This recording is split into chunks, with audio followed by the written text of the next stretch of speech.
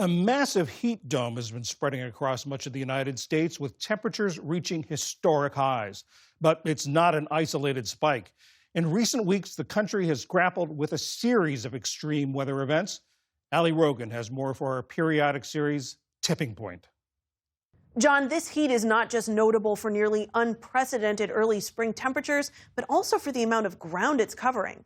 Temperatures have been 20 to 40 degrees above normal in the Great Plains, and it's been moving east.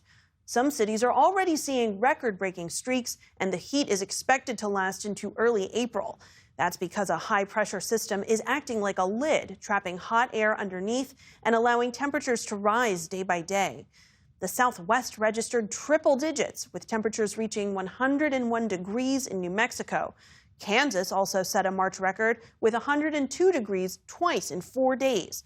For more on what we can expect in the coming days, I'm joined by Bernadette Placky, Chief Meteorologist at Climate Central. Bernadette, thank you so much for being here. How unusual is it for us to see this type of heat in March?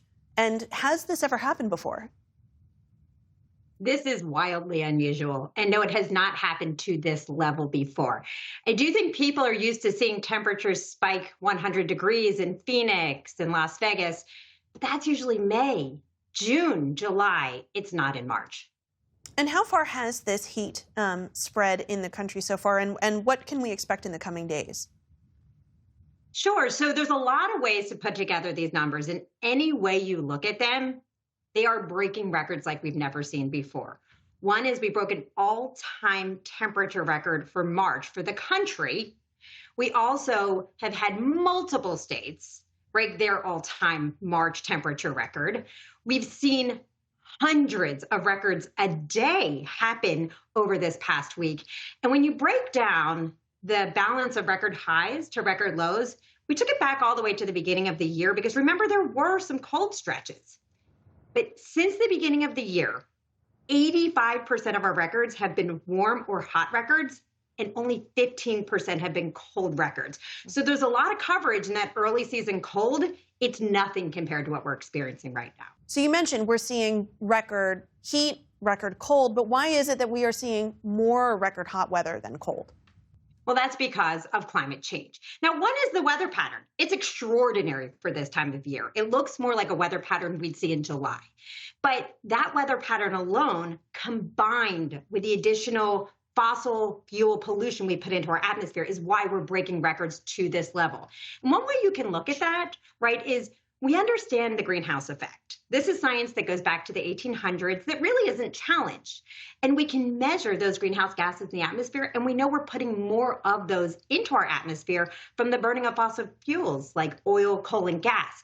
So when you thicken that blanket around our atmosphere, it traps more heat. The most obvious and direct way that we experience that extra warming on our planet is through extra hot days. And now we have been experiencing these heat domes for the last 10 years. They've been on the rise. What makes them different, though, from just other types of early spring warm weather? Well, we've had heat domes before. We've had them this time of year before.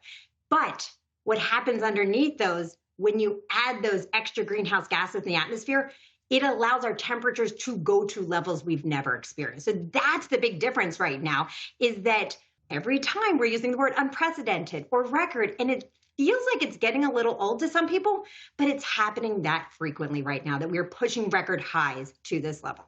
This hot weather is also having implications for things like snowpack and water resources out west. How is this going to affect communities, not just in the present, but in the months to come?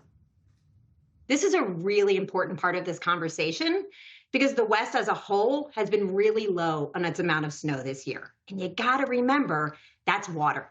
That's water for the warmer months. That's how we water our plants and our crops.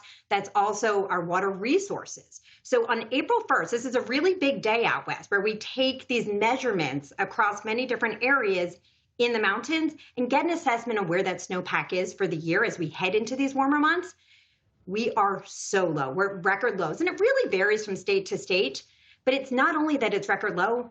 This March heat has forced melting earlier than usual. So we're not going to have that water in the same ways at the times that we need it. And then that really ups our risk for wildfire. The weather just seems to get worse and worse every year, but it's not just extreme heat. It's also things like flooding in Hawaii, rare snow in Alabama, shifting temperatures in the Northeast. What else can we expect in terms of extreme weather for the rest of this year?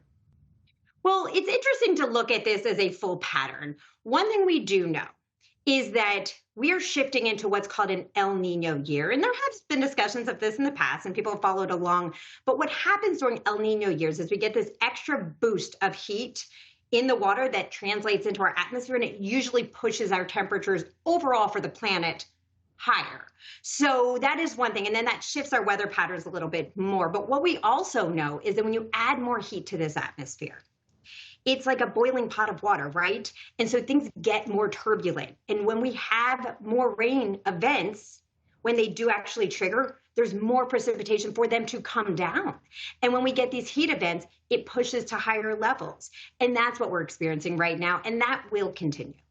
In the 40 seconds we have left, I want to ask you about these floods in Hawaii that seem to be really unusual. What can you attribute that to? Well, one way we've looked at that is the water temperatures. These are islands, and the storms are coming off of the water.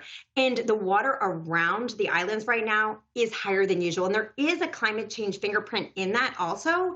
And we can look at that through what we call attribution science, and we can tease out that role of climate change in those water temperatures.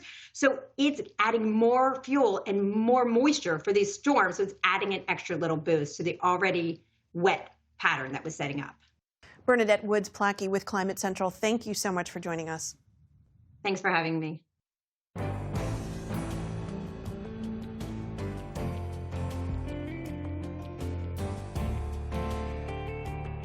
Support journalism you trust. Support PBS News. Donate now, or even better, start a monthly contribution today.